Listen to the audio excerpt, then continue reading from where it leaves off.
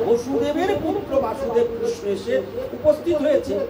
আবার ব্রহ্মার আয়ু যে 14 মন্বন্তরে, অষ্টাবিংশ সপ্তম মন্বন্তরে, বৈবস্বত মন্বন্তরে, অষ্টাবিংশ চতুর্যুগের শেষে তারপরে কৃষ্ণ ভগবান আসবেন, সেটা নির্দিষ্ট করা আছে। আর সেই টাইমে ভগবান পূর্ণ ব্রহ্ম ভগবানের যে নির্দিষ্ট টাইম, সেই টাইমে উনি এসে গিয়েছেন।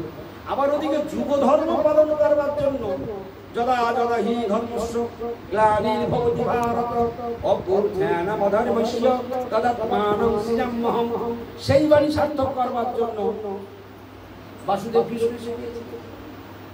তখন পরমেশ্বর ভগবান যখন দেবকীর গর্ভে ওখানে জন্মগ্রহণ করলেন এবং সেখানে তিনি আদেশ করলেন আমাকে নিয়ে এই রাত্রের মধ্যে নন্দালয়ে রেখে আসা। এই যে বলে দিলেন, তাই সেই অংশ গিয়ে কি হলো, পূর্ণের সঙ্গে আবার অক্রুর যখন নিয়ে গেল, তখন সেই অংশ ভগবানকে নিয়েই চলে গেল। পূর্ণ ভগবান ওইখানেই আত্মগোপন করবে। এসব অনেক, এরা টিকা না পড়লে কখনো জানা যাবে না। এগুলো গুরুমুখী বিদ্যা শুনতে হবে, তবে গুপ্ত রহস্য না। তাহলে ওখানে সবাই দেখলো যে কৃষ্ণ চলে গেল, কিন্তু কৃষ্ণ ওখানে চিরকাল এক পাও বৃন্দাবন ছেড়ে যায় না। কৃষ্ণ নিজের মুখেই রাধারানী, হ্যাঁ আমি কখনো এক কদম নগচ্ছাম, আমি বৃন্দাবন ছেড়ে বৃন্দাবন পরিত্যাগ জন্য আমি বৃন্দাবন পরিত্যাগ করে এক পাও কোনোদিন কোথাও আমি না, আমি যাই না। তাহলে গেল কি? যিনি এসেছিলেন বসুদেবের মাথায় চড়ে দুর্যোগের মধ্যে দিয়ে অক্রুরের রথ চড়ে তিনি চলে গেলেন। এসব বড় গুপ্ত রহস্য। এই জন্য ভগবানের কথাগুলো সর্বদাই আমাদেরকে বোঝা উচিত। এই যে আমরা শুনছি, আমরা ভগবানের কথাগুলো শুনছি, এই দিব্য জ্ঞান লাভ হচ্ছে, এই দিব্য জ্ঞান লাভ হচ্ছে। দীক্ষা মানে দিব্য জ্ঞান, দীক্ষা মানে দিব্য জ্ঞান। আমাদের সকলের দীক্ষা হয়ে গেছে, কিন্তু দিব্য জ্ঞান কজনের হয়েছে আমি এখন তো খুঁজে পাই না, বিশেষ করে আমার মতো অধমের ভাই, বুঝলেন কি না?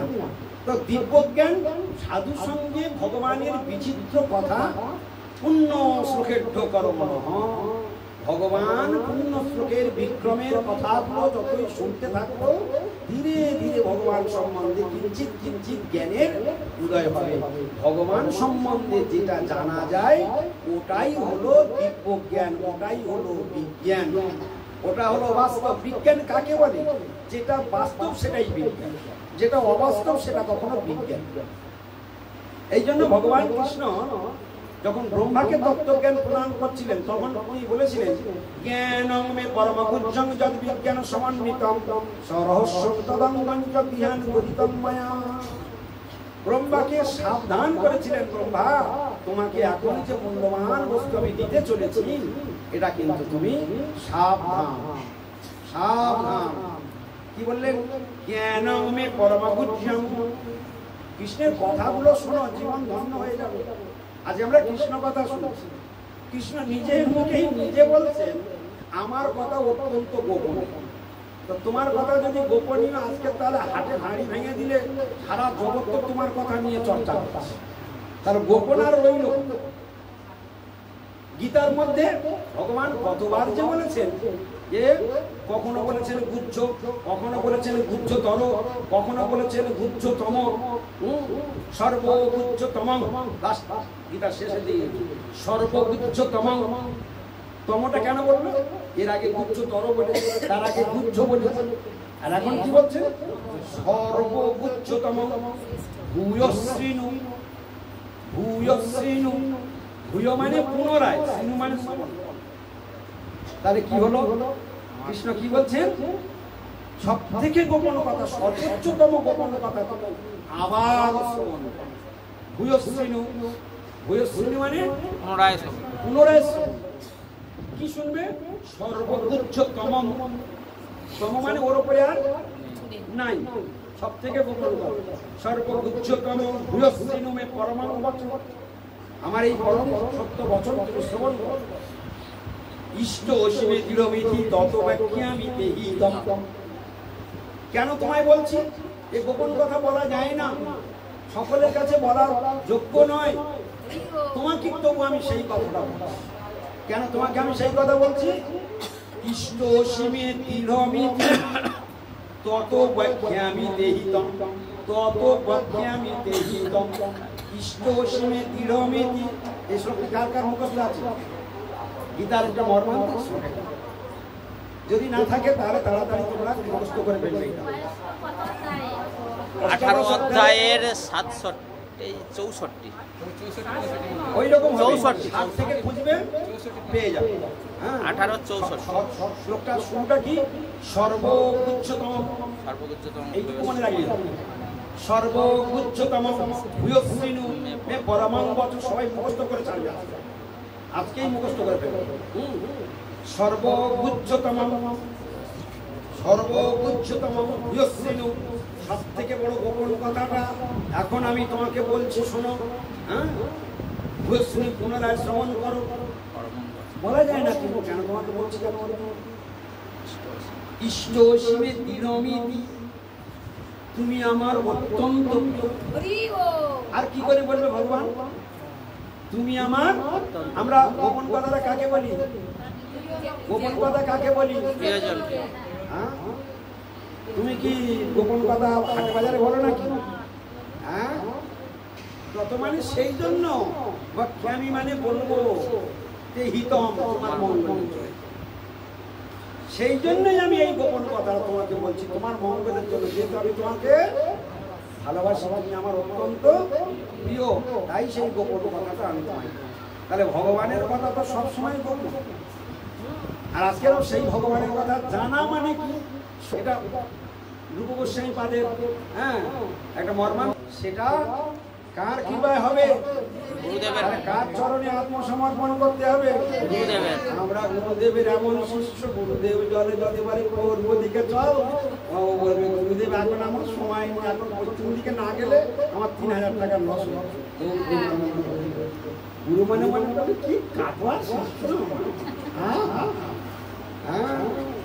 তা সেই জন্য আমরা গুরুর চরণে ভক্তি ভগবান হোক, নিজের স্বার্থ গুছিয়ে নিয়ে যেটুকু হবে গুরুদেব সেইটুকু, তাতে যা পদ্ম কেবল ভগবতী সত্য, একমাত্র কেবল ভগবতী, একমাত্র ভক্তির জন্ম যদি কোনোদিন হয়, তাহলে খুব আদর করে গুরুপাদ পাপের চরণ সেবা। গুরুপাদ পাপের সেবা বিনা ভক্তিদেবীর আবির্ভাব হবে না, হবে না, হবে। গুরুই গুরুচরণ জীবনের সাথ, এটাই ভক্তিদেবীর একদম ভক্তি লাভ করবার মানে উৎকৃষ্ট। এই কীর্তনটা হচ্ছে, সবাই আমরা কীর্তন করি কিন্তু সত্যি ভাবি ওই যে প্রেম ভক্তি যাহা হই, এখানে যাহা মানে কি? গুরুদেব। যার কৃপা হলে তবে আমার প্রেম ভক্তি লাভ, যার আদেশ আমাকে অক্ষরে অক্ষরে পালন করতে হবে, সেই দিন আমি গুরুদেবের প্রিয় হতে পারব।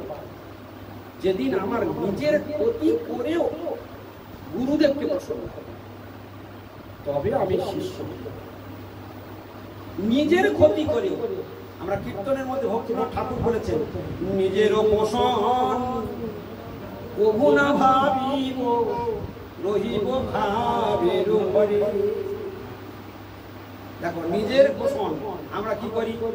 নিজের পোষণ ঠিক করে নেবো, তারপর যেটুকু থাকবে, যেটুকু হলো হলো, না হলো না। আমরা সংসারী মানুষ, কি বলি ঝাড়বে? আমরা সংসারী মানুষ।